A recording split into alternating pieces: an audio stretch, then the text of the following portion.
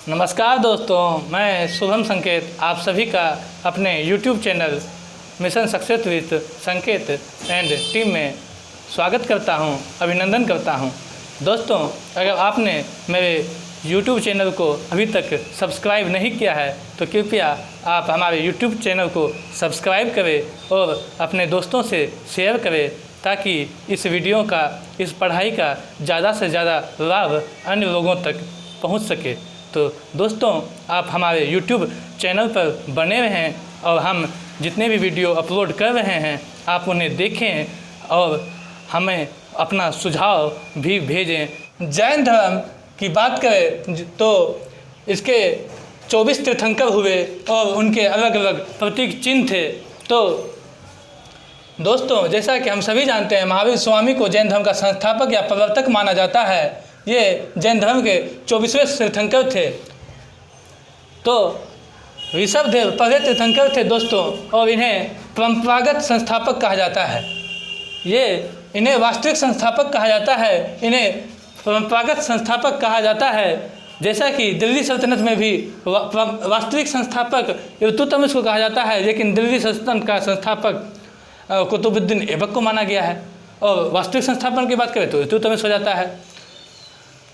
अगर मुगल काल की बात करें तो संस्थापक जो है बाबर को माना जाता है, किंतु अगर वास्तविक संस्थापक की बात करें तो अकबर को माना जाता है।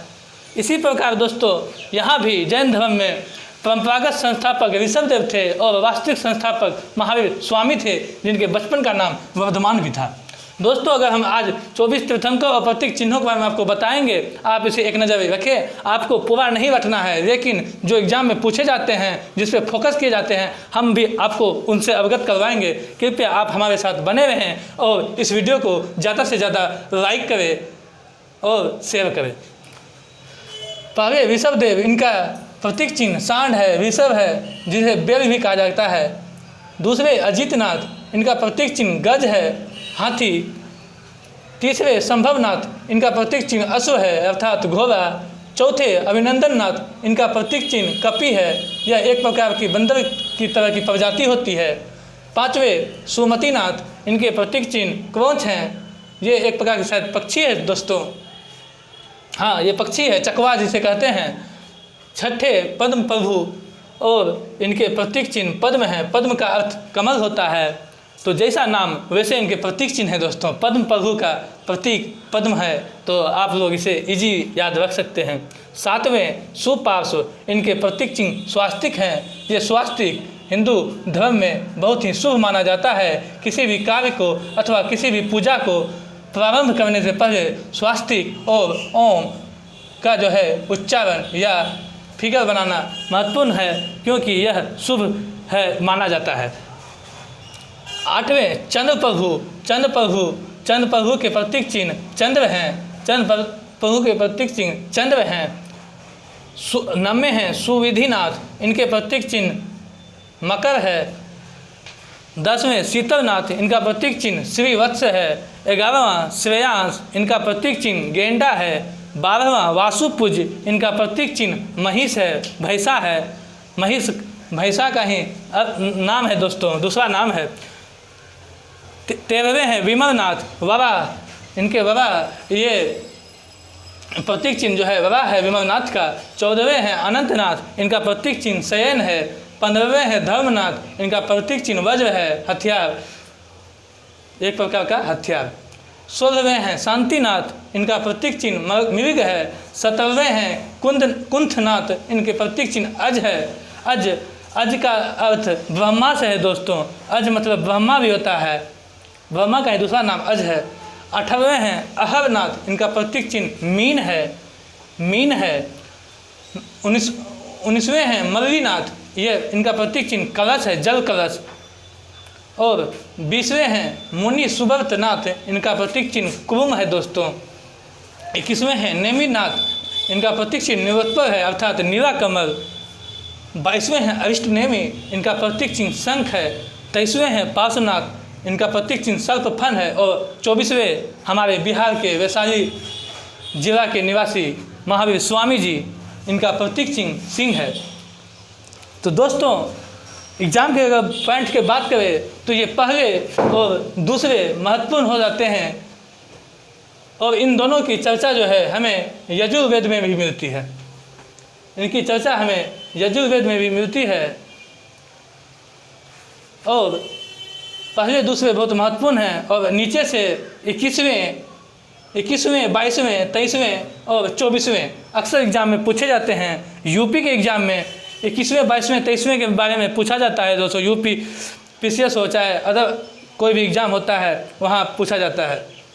तो हमें नेमिनाथ जिनका प्रतीक चिन्ह नीलाकमल है, अरिष्ट नेमि इनका प्रतीक चिन्ह शंख है, पार्श्वनाथ इनका प्रतीक चिन्ह सर्पफन है, और महावीर स्वामी इनका प्रतीक चिन्ह लायन है। हमें हमेशा याद रखना है दोस्तों। पार्श्वनाथ एग्ज़ाम के व्यू से ज़्यादा महत्वपूर्ण है यूपी के एग्ज़ाम के व्यू से, क्योंकि ये पार्श्वनाथ जो हैं ये काशी के रहने वाले थे। इनका जन्म काशी में हुआ था। ये राजा अश्वसेन के पुत्र थे, और इन्हें ज्ञान की जो प्राप्ति हुई थी वो सम्यक शिखर पे हुई थी, जो झारखंड में है दोस्तों। इसलिए झारखंड पीसीएस में भी ये एक बार क्वेश्चन पूछा गया है। तो झारखंड पीसीएस में क्योंकि झारखंड से जुड़ा है सम्यक शिखर, तो और यूपी में भी क्वेश्चन पूछा जाता है क्योंकि ये पार्श्वनाथ वाराणसी के रहने वाले थे, राजा अश्वसेन के पुत्र थे, और इनका प्रतीक चिन्ह सर्पफन है। तो हमें पार्श्वनाथ को याद रखना है, अरिष्ट नेमि को याद रखना है, महावीर स्वामी को याद रखना है, और ऊपर से 2 ऋषभदेव अजितनाथ को याद रखना है, और इनके प्रतीक चिन्ह को हमेशा याद रखना है। दोस्तों अब हम महावीर स्वामी के परिचय की बात करते हैं। महावीर, जैसा कि हम सभी जानते हैं, महावीर स्वामी जैन धर्म के वास्तविक संस्थापक थे। इनका जन्म 599 ईस्वी पूर्व हुआ था। 540 ईस्वी पूर्व भी जो है माना गया है किताबों में। एनसीईआरटी की किताबों में मेंशन था 540, लेकिन में जो किताब एनसीईआरटी का शुद्ध होकर आया है दोस्तों, तो उसमें भी जो है 599 कर दिया गया। तो इसीलिए आप जन्म से के बारे में एकदम निश्चिंत हैं कि इनका जन्म 599 ईस्वी पूर्व में हुआ था, क्योंकि ये बुद्ध के पहले आए थे, और बुद्ध का जन्म 563 बीसी माना जाता है। इसीलिए ये इनका 599 ईस्वी पूर्व ही राइट आंसर होगा। महावीर स्वामी के जन्म स्थान की बात करें तो इनका जन्म स्थान कुंडग्राम था, जो बसाड़ के निकट है, वैशाली जिला में यह पड़ता है दोस्तों। कुंडलग्राम भी कहीं कहीं आ जाएगा, कुंडग्राम आ जाएगा। याद रखना है आपको कि यह वैशाली जिले में है, बसाड़ के निकट है। इनका कुंडग्राम में जन्म हुआ था। इनके पिता सिद्धार्थ गायत्रिक कुल के प्रधान थे, और माता त्रिशला लिच्छवी शासक चेटक की बहन थी। चेटक महावीर स्वामी के मामा थे, और इन्होंने जैन धर्म के विस्तार में, प्रसार में महावीर स्वामी को बहुत मदद किया दोस्तों। इनके बारे में हम कल बात करेंगे, जब जैन धर्म की शिक्षा और सिद्धांत की जब बात करेंगे, उनके प्रसार की बात करेंगे, तो हम आपको चेटक के बारे में भी बताएंगे। महावीर स्वामी की जो पत्नी थी इनका नाम यशोदा था। पुत्री प्रियदर्शना, कहीं कहीं अनुज्जा के नाम से भी इनका उल्लेख होता है। प्रियदर्शना की जगह अनुज्जा ही मिल जाती है, तो लेकिन आपको दोनों याद रखना है। प्रियदर्शना या अनुज्जा इनकी एक पुत्री थी। इनकी पत्नी का नाम यशोदा था। इनके भाई नंदीवर्धन और बहन सुदर्शना। इन्होंने जो गिरि त्याग किया था दोस्तों 30 वर्ष की आयु में, इन्होंने यही नंदीवर्धन की राय ली थी। इन्होंने अपने भैया से पूछा, भैया मैं ऐसे ऐसा चाहता हूँ, तो इन्होंने भैया की आज्ञा से ही गिरि त्याग किया था। इसीलिए इनके भाई भी इम्पोर्टेंट हो जाते हैं कि नंदीवर्धन थे इनके भाई, इनकी बहन सुदर्शना थी, और जो इनकी मृत्यु हुई थी वह 527 ईस्वी में पूर्व में हुई थी, यानी 527 बीसी में हुई थी। यह स्थान पावापुरी है, जो राजगीर के निकट है दोस्तों। ये पावापुरी का जो आधुनिक नाम है दोस्तों वो पोखलपुर है। अब जो इसका वर्तमान नाम पोखलपुर कर दिया गया है, तो ऑप्शन में पावापुरी भी रह सकता है, पोखलपुर भी रह सकता है, राजगीर भी रह सकता है। तो हमें याद रखना है यह पावापुरी है, पोखलपुर है, जो राजगीर के निकट है दोस्तों। यहीं पे मल्ल राजा थे सस्तीपाल, उन्हीं के महल में ये गए हुए थे। वहाँ दीपावली का दिन था, वह दीपावली अमावस्या के दिन मनाया जाता है। तो उसी दिन दीपावली के दिन ही महावीर स्वामी की मृत्यु हो गई थी, और उस वक्त इनकी उम्र 72 वर्ष थी। तो हमें इनकी मृत्यु का जो स्थान याद रखना है दोस्तों कि इनकी मृत्यु जो है पावापुरी, वर्तमान नाम पोखलपुर, राजगीर के निकट मल्ल राजा सस्तीपाल के महल में दीपावली के दिन हुई थी। उस वक्त इनकी उम्र 72 वर्ष थी, और इन्होंने जो गिरि त्याग किया था, ये 30 वर्ष में गिरि त्याग किए थे। जैसा कि हम पिछले लेक्चर में महात्मा बुद्ध के बारे में पढ़े थे कि महात्मा बुद्ध 29वें वर्ष में गृह त्याग किए थे, तो इन्होंने 30वें वर्ष में गृह त्याग किया था। महात्मा बुद्ध को 6 वर्ष की कठोर तपस्या के बाद ज्ञान की प्राप्ति हुई थी 35 वर्ष में, और महावीर स्वामी को 12 वर्ष की कठोर तपस्या के बाद 42वें वर्ष ज्ञान की प्राप्ति हुई, और ये पूर्ण ज्ञान की प्राप्ति होने के बाद ये केवलिन कहलाए। महात्मा गौतम बुद्ध जो है बुद्ध कहलाए। ज्ञान की प्राप्ति होने, क्वेश्चन आता है दोस्तों कि ज्ञान की प्राप्ति होने के बाद महावीर स्वामी क्या कहलाए, तो ऑप्शन में बुद्ध रहेगा, केवलिन रहेगा, तो हमें केवलिन को आंसर मारना है। गौतम बुद्ध के बारे में पूछा जाए तो बुद्ध कहलाए, महावीर स्वामी के बारे में पूछा जाए तो केवलिन कहलाए, यानी पूर्ण ज्ञान की प्राप्ति हो गई इन्हें। और इनकी ज्ञान प्राप्ति जो हुई थी वो ज्विम्भिक ग्राम ऋजुपालिका नदी साल वृक्ष के नीचे। महात्मा बुद्ध का जो था दोस्तों वह साल वृक्ष नहीं था, वहाँ पीपल वृक्ष था, और यहाँ पे साल वृक्ष है। तो कंफ्यूज नहीं होना है दोस्तों, आपको क्लियर रखना है। महावीर स्वामी को ज्ञान की प्राप्ति साल वृक्ष के नीचे हुई थी, महात्मा बुद्ध को ज्ञान की प्राप्ति पीपल वृक्ष के नीचे हुई थी। महात्मा बुद्ध का जन्म साल वृक्ष के नीचे हुआ था और उनकी मृत्यु दोनों साल वृक्ष के बीच में हुई थी। तो हमें याद रखना है, अभी हम महावीर स्वामी की बात कर रहे हैं, तो ये ज्विम्भिक ग्राम जो है वैशाली में है ये ज्विम्भिक ग्राम। आधुनिक जो बिहार के क्षेत्र है, ये वैशाली हाजीपुर का एरिया है दोस्तों। ये यहीं पे ज्विम्भिक ग्राम है, ये ऋजुपालिका नदी बहती थी, और इसी वहीं पे साल वृक्ष के नीचे इन्हें ज्ञान की प्राप्ति हुई थी। महात्मा बुद्ध को निरंजना नदी के किनारे ज्ञान की प्राप्ति हुई थी, और जब इन्हें पूर्ण ज्ञान की प्राप्ति हुई तो इन्हें केवल की प्राप्ति हुई, और केवल जैन शब्द है केवल, और जब इन्हें केवल की प्राप्ति हुई तो ये केवलिन कहलाए। इन्हें 4 उपाधियाँ मिली थी दोस्तों। जब इन्हें ज्ञान की प्राप्ति हो गई और ये पूजने योग्य हो गए तो इन्हें फिर अहत कहने का जाना लगा। अहत अथवा योग्यतम, पूजने योग्य, पूज्य, जिन कहा जाने लगा। जिन अर्थात इंद्रियों को की विजेता, इंद्रियों को जिन्होंने अपने वश में कर लिया हो उन्हें ही विजेता हो गए हैं। जो इंद्रियों के विजेता हैं उन्हें जिन कहा जाता है जैन ग्रंथ में।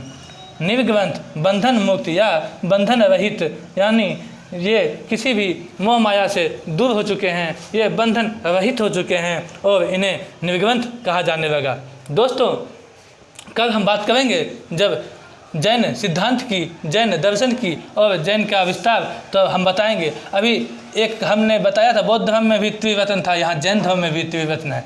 इनके त्रिरत्न जो हैं वह हैं सम्यक दर्शन, सम्यक ज्ञान और सम्यक आचरण। तो दोस्तों जैसा कि हमने बात किया महावीर स्वामी के परिचय के बारे में, महावीर स्वामी के से संबंधित जितने भी फैक्ट हैं, जितने भी MCQ टाइप क्वेश्चन पूछे जाते हैं, अगर आप इतना कर लेते हैं तो लगभग बहुत सारे प्रश्न के जवाब आप कर सकेंगे, क्योंकि क्वेश्चन घुमा फिरा के इसी से रहते हैं। ये तो खैर हिस्ट्री के स्टूडेंट के लिए ज़्यादा फ़ायदा करेगा, जो हिस्ट्री में हायर एजुकेशन के क्षेत्र में जाना चाहते हैं उनके लिए ये ज़्यादा फ़ायदा करेगा। PT पॉइंट ऑफ व्यू से BPSC, SI, SSC, बैंकिंग, ये आपको बहुत ज़्यादा फैक्ट काम याद आएगा। बात करते हैं अगर जैन संगतियों की, 2 जैन संगतियाँ हुई थी।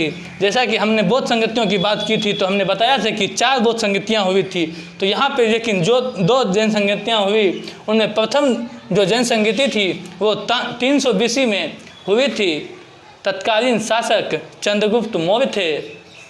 चंद्रगुप्त मौर्य ने जैन धर्म को संरक्षण दिया था, जबकि अशोक, कालाशोक, इन्होंने बौद्ध धर्म को संरक्षण दिया था। चंद्रगुप्त मौर्य के बारे में एक क्वेश्चन पिछले SI में पूछा भी गया था दोस्तों कि इनकी ये जो मृत्यु हुई थी इनकी, चंद्रगुप्त मौर्य की, ये इन्होंने संरेखना विधि द्वारा ही मृत्यु को अपनाया था। संरेखना विधि जैन धर्म में मृत्यु को अपनाने का एक नियम है दोस्तों। इनमें भूख प्यास त्याग कर, अर्थात मतलब भूखे जो है आ जाना है, समाधि ले लेना है और भूख प्यास को छोड़ देना है, अन्न को छोड़ देना है, तो लोग धीरे धीरे जो है वो मृत्यु हो जाती है उनकी। तो यह इन्हीं को संरेखना विधि कहते हैं।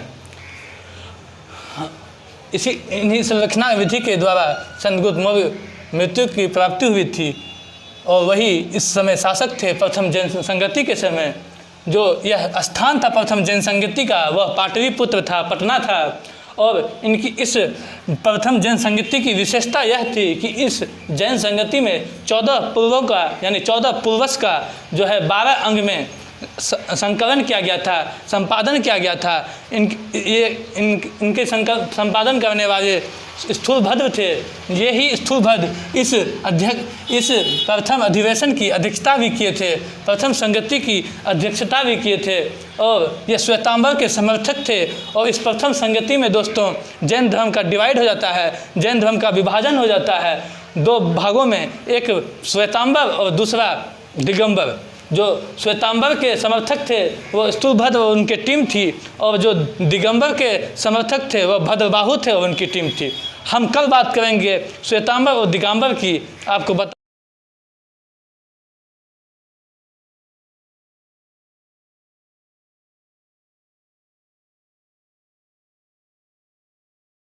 दोस्तों, ये जो जैन संगति दोस्तों दूसरी जो जैन संगति हुई थी वह 513 ईस्वी में हुई थी, लगभग 512-13 ईस्वी यह डेट है। इसके जो अध्यक्ष थे वह देवर्धि गणी, जिनका अन्य नाम एक क्षमा शर्मन भी है। क्षमा शर्मन आपको मिलेगा ऑप्शन में, या देवर्धि गणी मिलेगा। ये दोनों एक ही व्यक्ति का नाम है। यह द्वितीय जैन संगति के अध्यक्ष थे। इस समय जैन संगति का जो स्थान था वह वल्लभी में हुआ था, जो अभी गुजरात में है दोस्तों, वल्लभी। वहीं पे दूसरा जैन संगति का आयोजन हुआ था। इस जैन संगति की विशेषता यह थी कि इस जैन संगति में धर्म ग्रंथ, जो जैन के धर्म ग्रंथ हैं, उनका संकलन हुआ। जैसा कि हम सभी जानते हैं प्रारंभिक जैन ग्रंथ जो हैं अर्धमागधी भाषा में हैं, और कालांतर में ये प्राकृत भाषा में हो जाते हैं। बौद्ध धर्म का जो है भाषा वो पाली था, और जैन धर्म का जो है प्राकृत था। लेकिन पूर्वकालिक ग्रंथ की बात किया जाए, जैन के पूर्व ग्रंथ की मतलब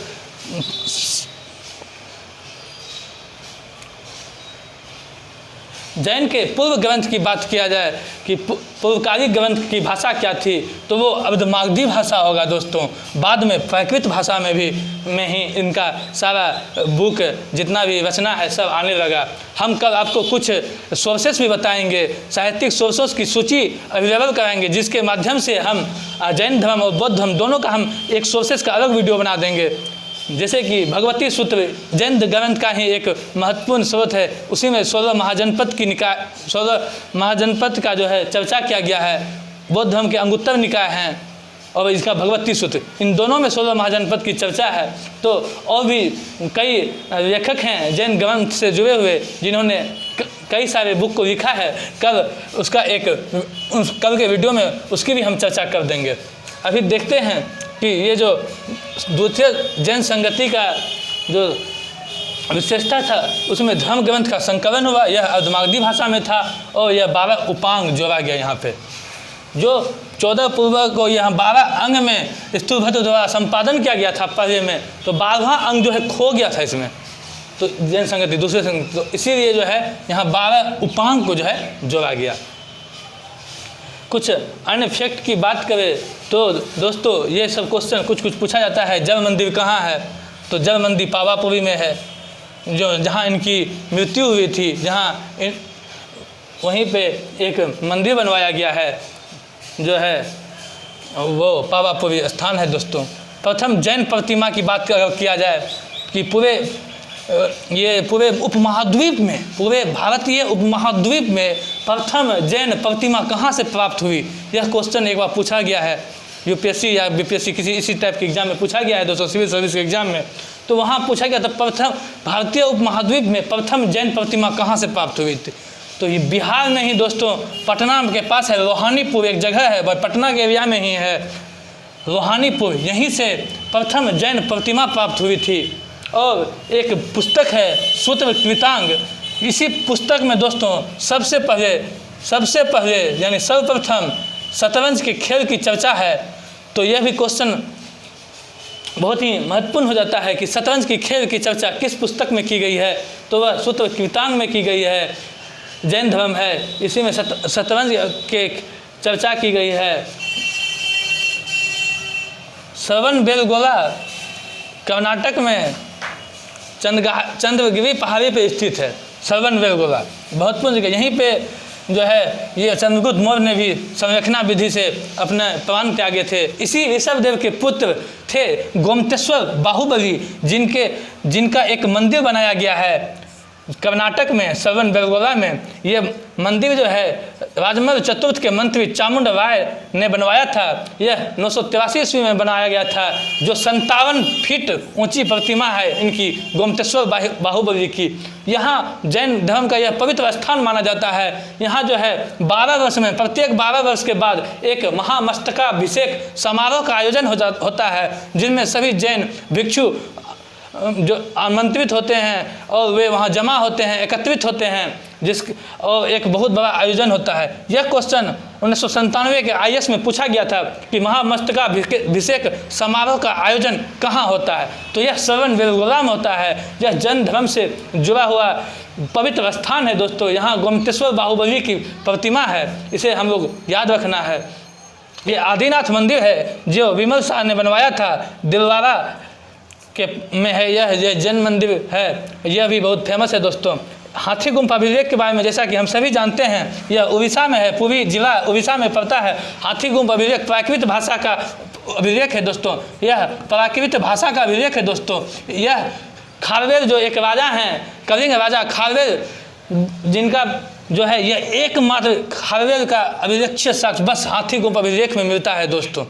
खारवेल का नाम जो है हाथी गुम्फा अभिलेख में मिलता है। यह जैन धर्म के संरक्षण प्रदान किए थे ये राजा खारवेल, ये भी महत्वपूर्ण है दोस्तों। और यह जो अभिलेख है यह प्राकृत भाषा में है। तो दोस्तों आप सब हमारे चैनल पर बने रहें, और आज के वीडियो में अगर आपको कोई परेशानी है, कोई कहीं पे समझने में कुछ दिक्कत है, तो आप हमें मैसेज करें और आप अपना महत्वपूर्ण सुझाव हमें भेज सकते हैं। दोस्तों आज हमने बात की जैन धर्म के 24 तीर्थंकर की, उनके प्रतीक चिन्ह की, और महावीर स्वामी का परिचय आज हमने दिया, उनके बारे में हमने बताया। महावीर स्वामी से जुड़े जितने भी महत्वपूर्ण स्थल थे आज हमने आपको वो बताया। महावीर स्वामी के उपाधियों की चर्चा की, हमने जैन संगतियों की चर्चा की, और कुछ अन्य फैक्ट के बारे में हमने बात की जो पीटी के पॉइंट ऑफ व्यू से बहुत महत्वपूर्ण हो सकते हैं। दोस्तों आप जैन धर्म के शिक्षा, सिद्धांत और विस्तार, इनका प्रसार का दूसरा वीडियो देखने के लिए हमसे जुड़े रहें। मैं आशा करता हूं कि आज आपको यह वीडियो अच्छा लगा होगा। आप हमारे चैनल को लाइक करें, सब्सक्राइब करें और अपने दोस्तों के साथ शेयर करें। धन्यवाद।